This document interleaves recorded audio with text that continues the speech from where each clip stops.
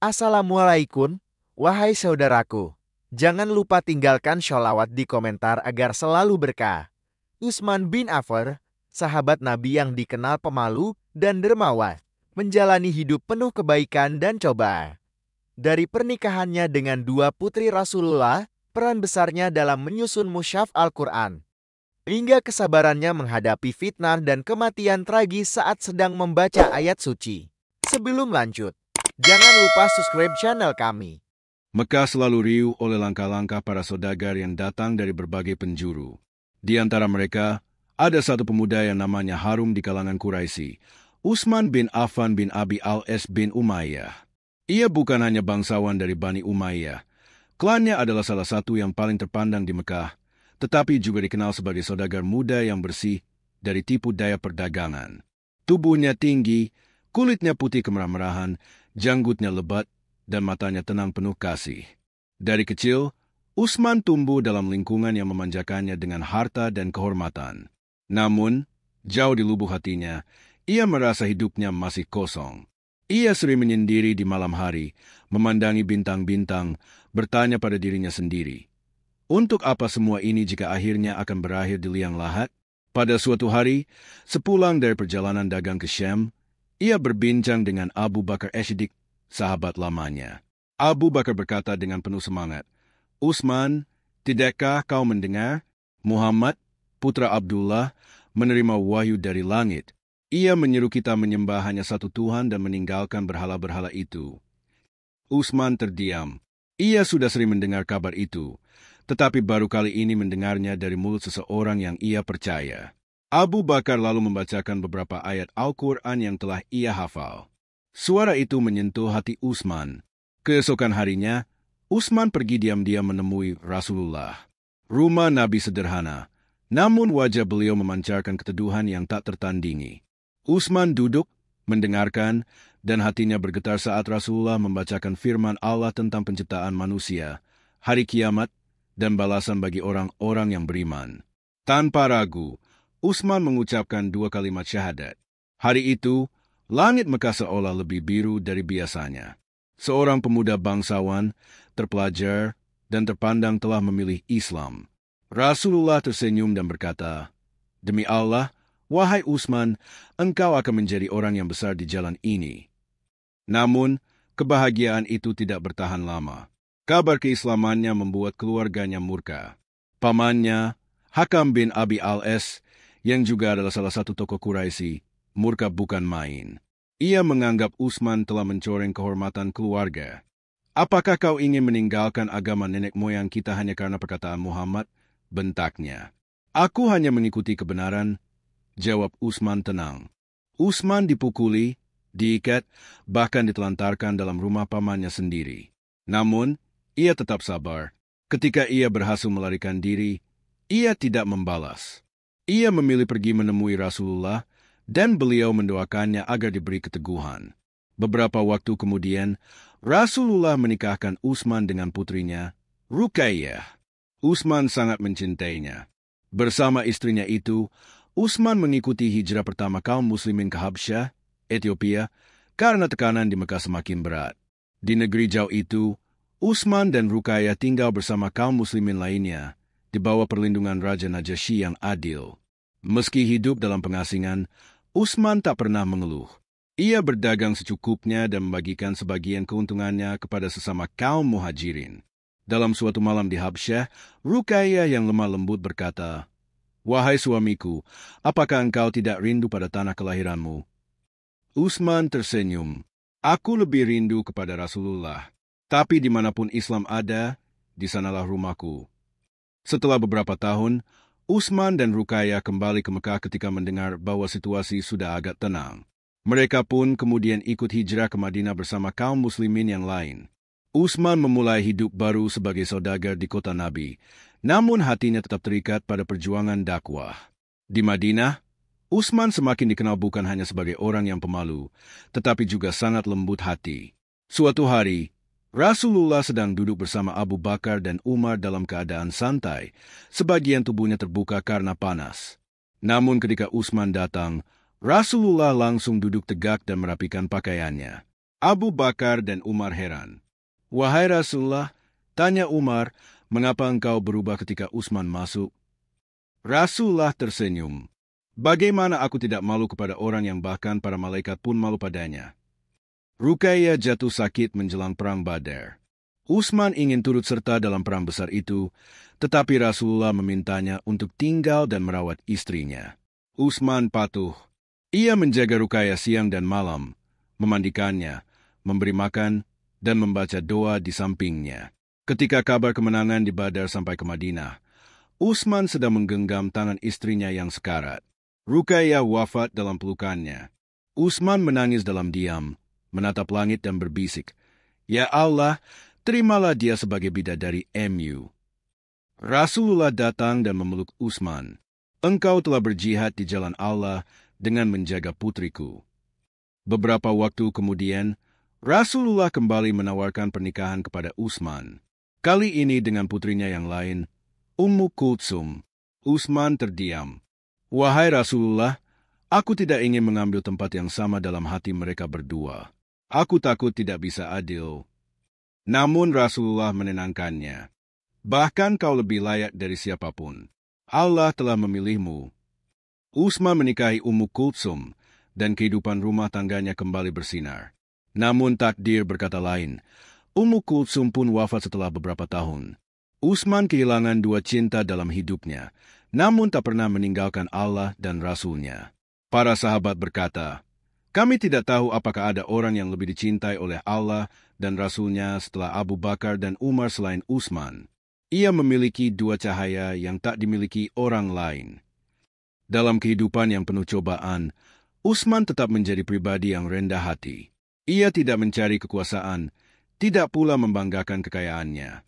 Ia tetap seperti malam, tenang, teduh, dan menyimpan cahaya dalam diam. Panas siang hari itu di Madinah begitu menyengat. Pasar ramai, para pedagang berteriak menjajakan dagangan. Di antara kerumunan itu, berdiri seorang lelaki yang wajahnya bersinar tenang. Sorot matanya lembut namun penuh tekad. Utsman bin Affan. Setelah hijrah ke Madinah, ia memulai kembali usaha perdagangannya. Namun berbeda dengan banyak saudagar lain, Utsman tak pernah menimbun atau menipu. Ia berdagang dengan jujur, dan hasilnya selalu ia sisihkan untuk jalan Allah. Kejujurannya membuat dagangannya laris. Tapi, yang lebih menakjubkan, bukan berapa banyak kekayaan yang ia kumpulkan, melainkan seberapa banyak yang ia berikan. Suatu hari, Rasulullah bersabda kepada para sahabat, "Siapa yang membelikan sumur rumah untuk kaum muslimin dan menjadikannya wakaf, maka baginya surga."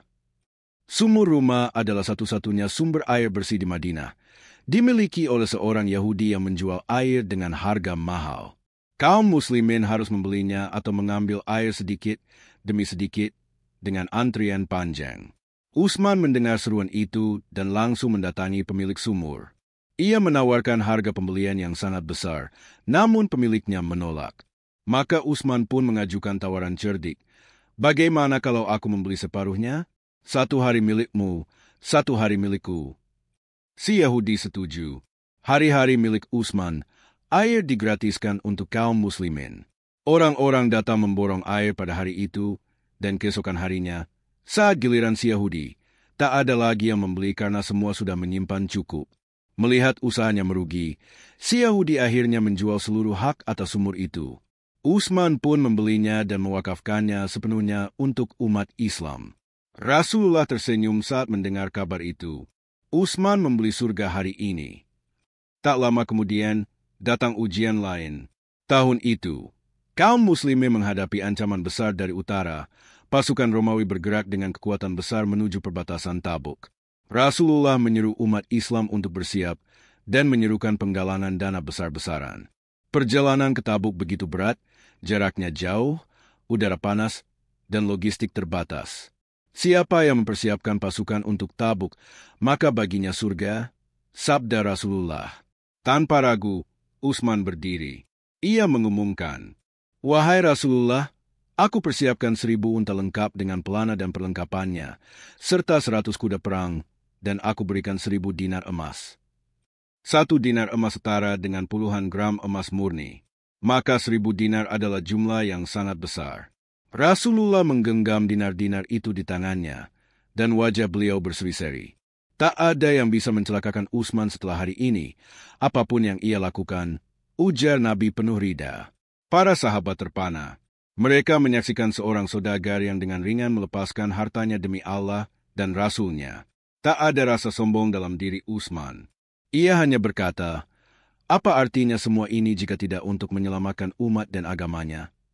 Namun hidup Utsman bukan hanya tentang harta. Ia juga seorang ahli ibadah. Rumahnya sederhana, tapi malam-malamnya diisi dengan solat dan tilawah. Ia dikenal sebagai orang yang selalu membaca Al-Quran dengan suara pelan di malam hari, kadang sampai air matanya menetes. Suatu malam, istrinya bangun dan melihat Utsman berdiri dalam solat yang panjang. Ia membaca surah Az-Zumar, lalu terus menyambung ke surah lainnya. Ketika ia selesai, tubuhnya lemas, tapi wajahnya tenang.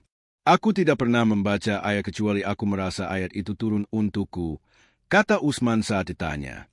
Kesungguhannya menjaga Al-Quran bukan hanya dalam membaca. Utsman juga adalah penulis wahyu. Dalam banyak kesempatan, ketika wahyu turun, Rasulullah akan memanggil para penulis, dan Utsman adalah salah satu yang paling dipercaya untuk menuliskannya dengan teliti. Pada tahun ke-9 Hijriah, Utsman kembali mendapat ujian. Istrinya, Ummu Kultsum, putri Rasulullah, jatuh sakit. Ia merawatnya dengan penuh cinta, seperti dulu ia merawat Ruqayyah. Namun ajal menjemputnya juga. Ia kembali kehilangan. Rasulullah sangat sedih atas kepergian putrinya. Ia berkata, seandainya aku masih punya putri lain, pasti akan kunikahkan dengan Utsman.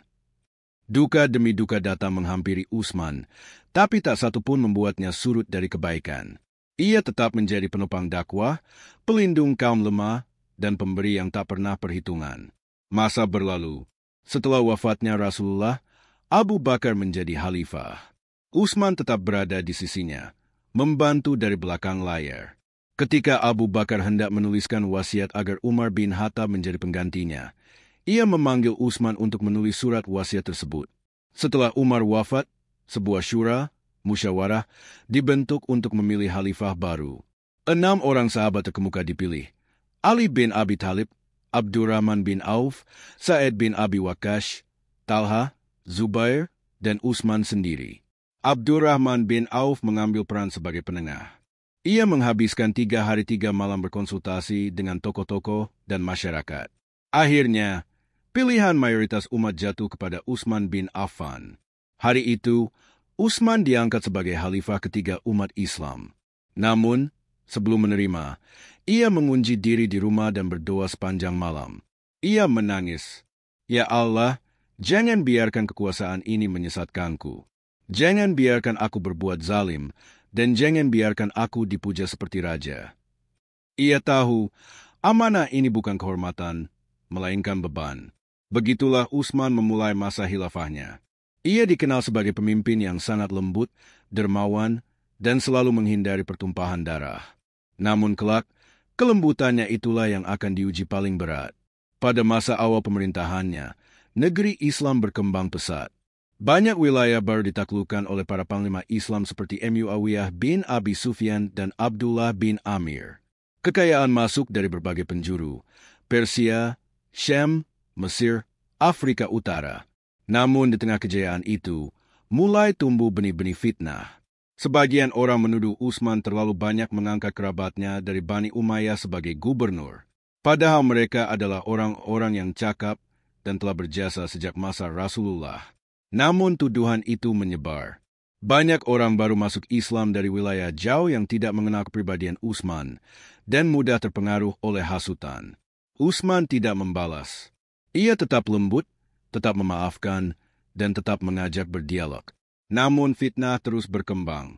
Di tengah semua itu, ada satu warisan besar Utsman yang tak bisa disangkal oleh siapapun, penulisan dan penyebaran mushaf Al-Quran secara resmi. Saat ekspansi Islam semakin luas, mulai muncul perbedaan bacaan Al-Quran di antara kaum muslimin.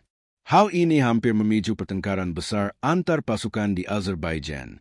Huzaifah bin Yaman, seorang sahabat terpercaya, segera melapor kepada Utsman, "Segera satukan mushaf wahai Amirul Mukminin, sebelum umat ini berselisih seperti umat-umat terdahulu." Utsman langsung bertindak. Ia mengumpulkan para hafiz dan penulis wahyu, termasuk Zaid bin Sabit, dan menyusun mushaf standar berdasarkan dialek Quraisy, dialek yang digunakan Rasulullah saat menerima wahyu. Mushaf itu kemudian diperbanyak dan dikirim ke berbagai wilayah Islam, Kufah, Basra, Syam, Yaman, Mesir. Mushaf-mushaf yang tidak sesuai dihancurkan, bukan untuk menghapus Al-Quran, melainkan untuk menjaga keasliannya. Dari sinilah kita mengenal mushaf Utsmani, mushaf yang kita gunakan hingga hari ini. Dengan mata berkaca-kaca, Utsman berkata saat mushaf pertama selesai disalin, "Ya Allah, saksikanlah, aku telah menjaga kitab MU. Jika aku mati karena ini, maka aku ridha." Madinah yang tenang mulai bergemuruh. Bayangan kegelisahan tampak di wajah para sahabat tua. Fitnah telah muncul, dan seperti api kecil yang tak segera dipadamkan, ia perlahan membakar sendi-sendi uhuah kaum muslimin. Utsman bin Affan, khalifah ketiga yang dikenal lembut dan pemalu, tengah duduk di rumahnya, wajahnya memandangi langit senja. Ia tahu badai itu akan datang menghantam. Tapi ia tidak lari. Ia menunggu, dengan dada lapang dan jiwa yang telah lama dipersiapkan menghadapi ujian ini. Awal dari fitnah itu bukan berasal dari dalam Madinah, melainkan dari berbagai wilayah kekuasaan Islam yang luas. Orang-orang baru masuk Islam dari Persia, Irak, dan Mesir. Banyak dari mereka belum mengenal langsung Rasulullah atau para sahabat senior. Mereka memeluk Islam dalam suasana politik, bukan spiritual. Hasutan pertama datang dari Abdullah bin Sabah, seorang Yahudi asal Yaman yang mengaku masuk Islam. Dengan lihai ia menyebarkan ide-ide berbahaya, bahwa Ali bin Abi Thalib seharusnya lebih layak menjadi khalifah, bahwa Utsman telah menyimpang dari jalan Nabi, bahwa keluarga Bani Umayyah merajalela dalam kekuasaan. Ia tidak mengkritik langsung, melainkan menyusupkan benih kebencian secara perlahan. Ia mendatangi Kufah, Basra, lalu Mesir, menyebar bisikan fitnah yang terdengar masuk akal. Kaum awam yang tak paham sejarah pun mulai terpengaruh. Utsman terlalu banyak mengangkat keluarganya. Lihat, gubernur-gubernur dari Bani Umayyah. Dia telah menukar sunnah Rasul dengan kebijakan keluarganya. Begitu suara-suara sumbang mulai terdengar di masjid-masjid wilayah luar. Padahal, semua pengangkatan gubernur dilakukan Utsman dengan musyawarah. Banyak dari mereka sudah menjabat sejak zaman Umar. Tapi masyarakat sudah tak lagi ingin mendengar penjelasan. Utsman tahu hal ini. Ia memanggil para sahabat senior. Di antara mereka ada Ali bin Abi Thalib, Talha, Zubair, dan Abdurrahman bin Auf. "Wahai sahabat Rasulullah," kata Utsman dalam pertemuan itu, "fitnah telah menyebar. Aku khawatir umat ini akan hancur dari dalam. Aku mohon kalian turun ke masyarakat dan jelaskan kebenaran." Mereka semua mengiyakan. Ali bin Abi Thalib bahkan turun langsung menenangkan para pemberontak yang datang dari Mesir. Ia menyampaikan, "Aku kenal Utsman lebih dari kalian. Ia lelaki syalih. Jika kalian punya keluhan, mari kita duduk bersama. Bukan dengan pemberontakan." Namun api kebencian sudah menyebar. 3 kelompok dari Kufah, Basra, dan Mesir berjalan bersama menuju Madinah. Mereka datang bukan untuk berdialog, melainkan menggulingkan khalifah. Ketika mereka sampai di Madinah, Utsman tidak menyuruh pasukan menyerang mereka. Ia tidak mau menumpahkan darah sesama Muslim. "Demi Allah," kata Utsman, "aku tidak akan menjadi orang pertama yang menumpahkan darah umat Muhammad." Para sahabat mendesak Utsman untuk melawan. "Kami punya pasukan, wahai Amirul Mukminin. Kami bisa usir mereka." Namun Utsman menolak. Ia memilih jalan sabar. Pengepungan pun terjadi. Rumah Utsman dikepung oleh para pemberontak selama lebih dari 40 hari. Air dari sumur yang dulu ia wakafkan, sumur rumah, bahkan diblokir.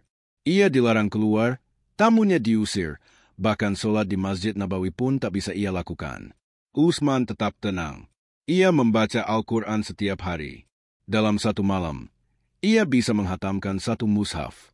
Ia memperbanyak doa dan istighfar.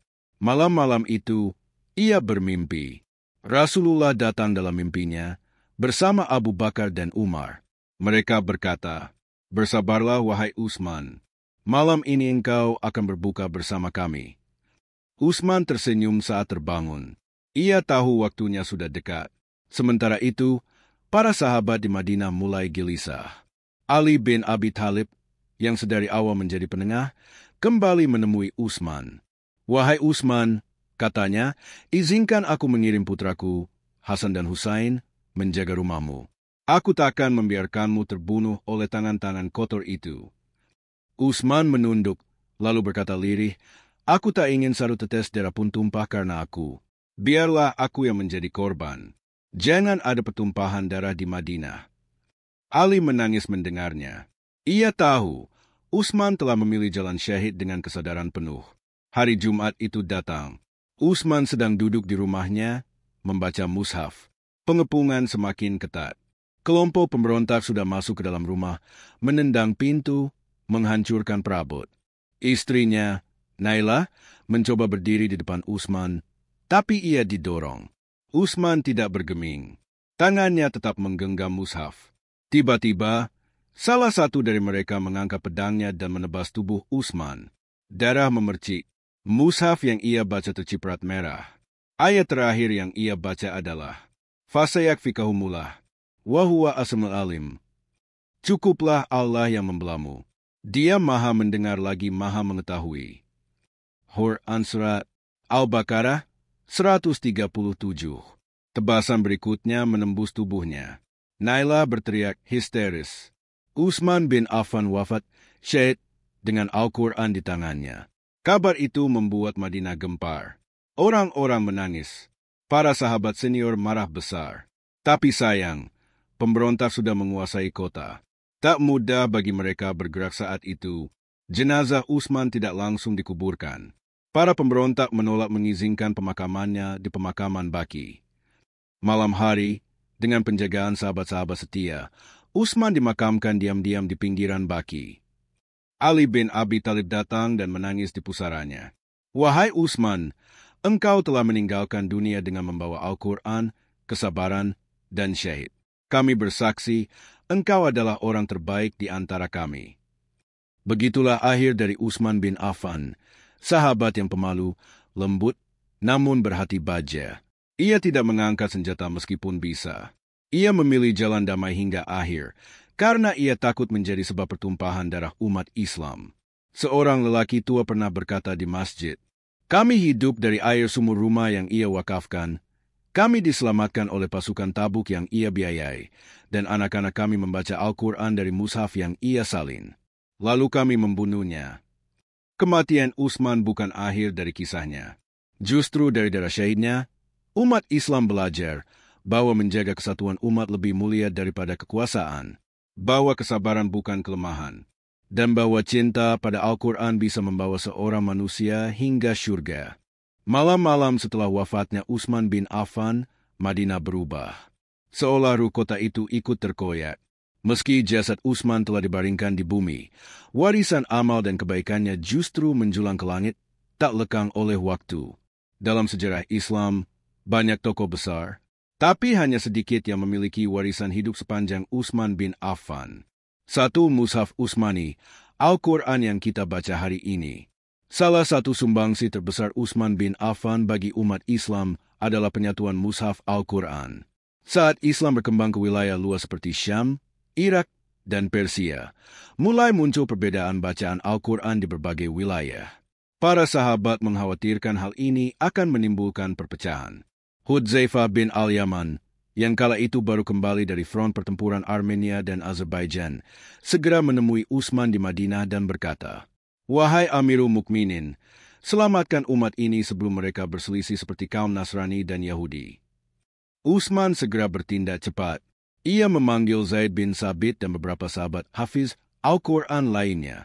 Tugas mereka menyusun satu mushaf standar berdasarkan mushaf Hafsyah, milik istri Nabi, yang juga putri Umar bin Khattab. Setelah disalin dengan teliti, mushaf standar ini dikirim ke berbagai wilayah, Kufah, Basrah, Syam, dan lainnya. Salinan lain dibakar untuk mencegah kekeliruan.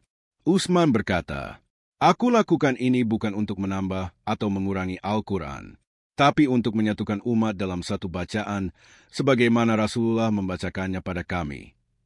Inilah yang kini kita kenal sebagai Mushaf Utsmani. Al-Quran yang kita baca saat ini, dari ujung Maroko hingga Indonesia, semua berasal dari penyusunan yang dilakukan di masa Utsman. 2 sumur rumah, air dari surga.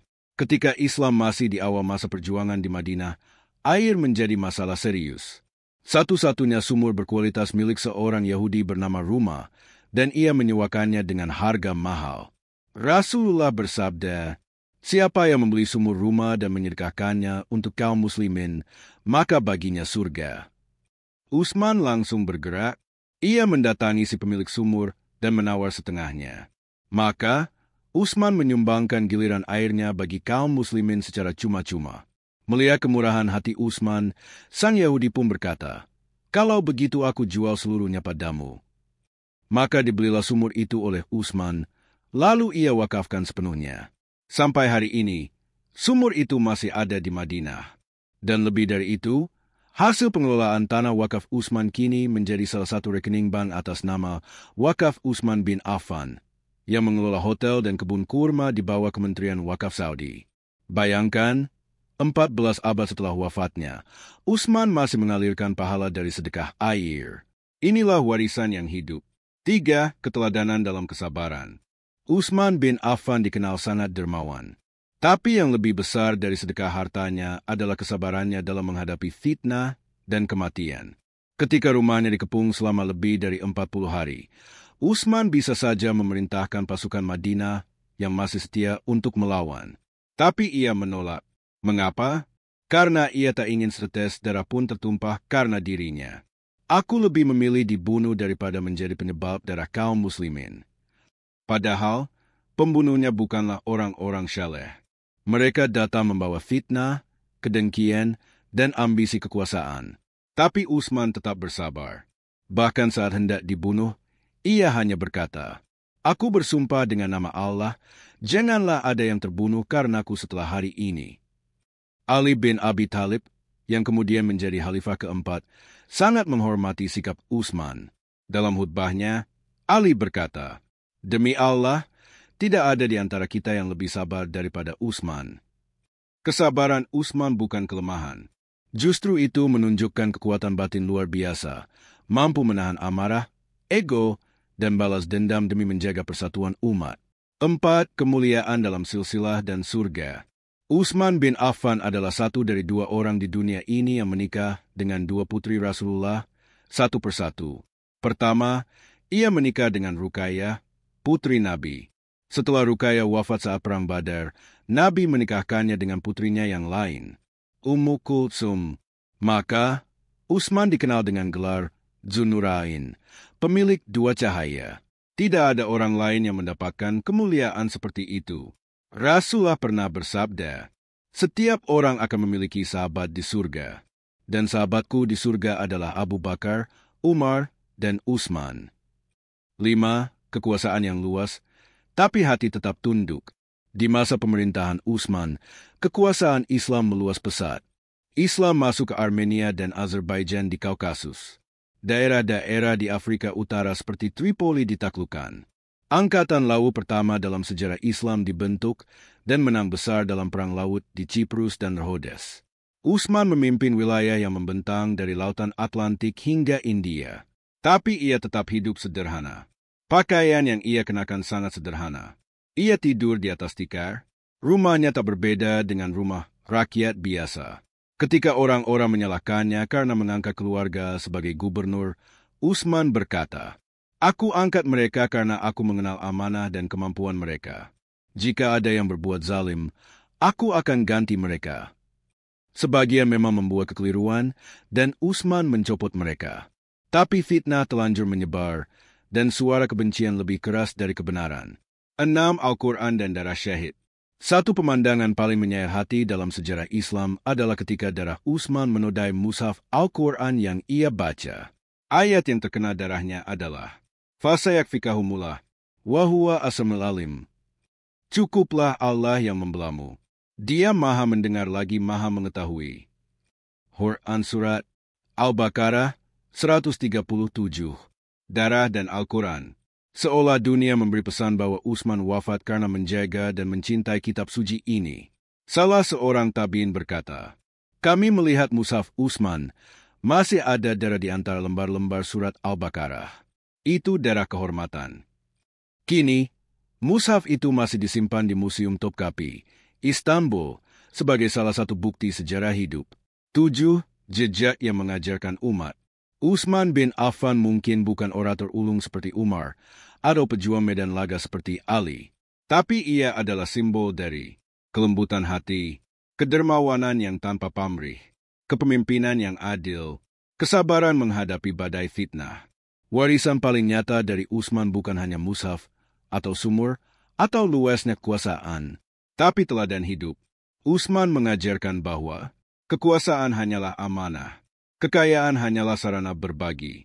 Kematian bisa jadi syahid jika kau menjaganya dengan hati bersih. Kini, setiap kali kita membaca Al-Quran, kita sedang menyentuh warisan Utsman bin Affan. Setiap kali air minum mengalir di Madinah dari sumur tua, itu adalah tetesan sedekah Utsman. Dan setiap muslim yang menghindari fitnah, menahan diri dari adu domba, dan bersabar dalam ujian, mereka sedang berjalan di jejak langkah Khalifah ketiga yang wafat syahid dalam keadaan membaca firman Tuhan. Malam itu sunyi. Langit Madinah tak berbintang. Tapi di dalam rumah kecil seorang syahid, cahaya justru bersinar lebih terang dari langit manapun. Cahaya itu bukan berasal dari lampu atau api, tapi dari darah seorang kekasih Allah yang mengalir di atas mushaf, yang memeluk Al-Quran dalam keheningan, sambil menanti janji surga. Dialah Utsman bin Affan, pemilik dua cahaya, Dzun-Nurain. 1. Pemilik dua cahaya. Tak ada satupun sahabat Nabi yang mendapat gelar seagung itu, Dzun-Nurain, pemilik dua cahaya. Gelar itu disematkan karena hanya Utsman yang menikahi dua putri Rasulullah, satu setelah yang lain. Pertama, Ruqayyah, kemudian setelah ia wafat, Ummu Kultsum. Ketika Ummu Kultsum wafat, Rasulullah berkata kepada Utsman, "Jika aku punya anak perempuan lain, aku pasti menikahkannya lagi denganmu, wahai Utsman." Cinta dan kepercayaan itu tak datang begitu saja. Ia lahir dari akhlak, kelembutan, dan ketaatan Utsman yang tak tergoyahkan. 2. Surga yang dijanjikan. Di antara sahabat Nabi, hanya beberapa yang dijamin masuk surga saat masih hidup. Utsman adalah salah satunya. Suatu hari, Rasulullah naik ke Bukit Uhud bersama Abu Bakar, Umar, dan Utsman. Tiba-tiba bukit itu berguncang. Rasulullah menghentakkan kakinya dan berkata, "Tenanglah, wahai Uhud. Di atasmu berdiri seorang nabi, seorang siddiq, dan dua orang syahid." Utsman terdiam. Ia tahu itu adalah isyarat bahwa ia akan mati syahid seperti Umar. Tapi bagaimana mungkin? Ia dikenal lemah lembut, pemalu, tak pernah menghunus pedang untuk membunuh. Tapi begitulah takdir Allah. Syahid tidak hanya datang dari medan perang, tapi juga dari kesabaran dalam fitnah dan keikhlasan dalam menghadapi kematian. 3. Wasiat terakhir. Beberapa malam sebelum wafat, Utsman bermimpi bertemu Rasulullah bersama Abu Bakar dan Umar. Dalam mimpi itu, Nabi berkata padanya, "Bersabarlah, wahai Utsman, kau akan berbuka puasa bersama kami esok." Utsman terbangun dengan senyum. Ia tahu waktunya telah dekat. Maka hari itu ia berpuasa, meskipun rumahnya dikepung. Tak ada makanan, hanya sepotong roti kering dan sedikit air. Tapi wajahnya bersinar seperti bulan purnama.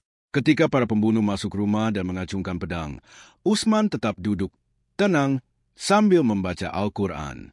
Saat itu ia membaca ayat, "Fasyafiqaumullah, cukuplah Allah bagimu sebagai penolong." Lalu pedang menghujam punggungnya. Darahnya tumpah, menodai mushaf suci itu. 4. Bidadari surga menyambutnya. Rasulullah pernah bersabda, "Setiap nabi memiliki teman di surga. Temanku adalah Utsman bin Affan." Dan hari itu, surga bersiap menyambut salah satu kekasihnya. Diriwayatkan bahwa para malaikat turun membawa kabar gembira. Di taman-taman surga, bidadari menanti. Di antara mereka ada Ruqayyah dan Ummu Kultsum, putri-putri Rasulullah. Tangisan langit mengiringi wafatnya Utsman. Bukan karena kehilangan seorang raja atau jenderal, tapi karena kehilangan seorang penjaga Al-Quran seorang pemalu yang disegani langit. 5. Pemakaman di tengah malam. Utsman bin Affan dimakamkan diam-diam di tengah malam karena takut para pemberontak merusak jenazahnya. Hanya sedikit sahabat yang ikut mengantarkan. Di antaranya Ali bin Abi Thalib yang mencucurkan air mata dan berkata, "Demi Allah, aku tidak melihat seseorang yang lebih mulia, lebih santun, dan lebih dekat kepada Rasulullah daripada Utsman." Makamnya berada di dekat makam Baqi, Madinah.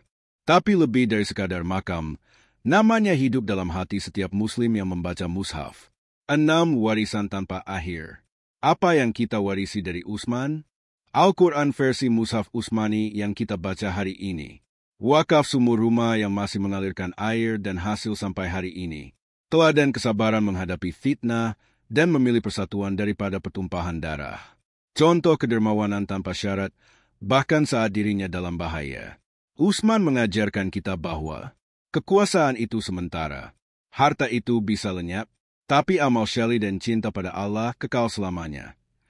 7. Penutup, namamu tetap hidup. Zaman boleh berganti, kehalifahan berganti, bangsa-bangsa datang dan pergi, tapi nama Utsman bin Affan tetap dikenang dalam tinta emas sejarah Islam. Setiap mushaf yang dibuka, setiap ayat yang dilafazkan, dan setiap air sumur yang mengalir untuk fakir miskin adalah pahala jariah yang tak pernah mati. Ketika dunia ribut mencari ketenaran, Utsman diam, tapi justru namanya menggaung hingga akhir zaman. Dan ketika semua manusia bertemu Allah di hari akhir, Utsman akan datang bersama para syuhada, para pecinta Al-Quran, dan para khalifah yang adil. Dengan senyum, malu-malu seperti biasa, tapi cahaya di wajahnya akan mengalahkan mentari surga.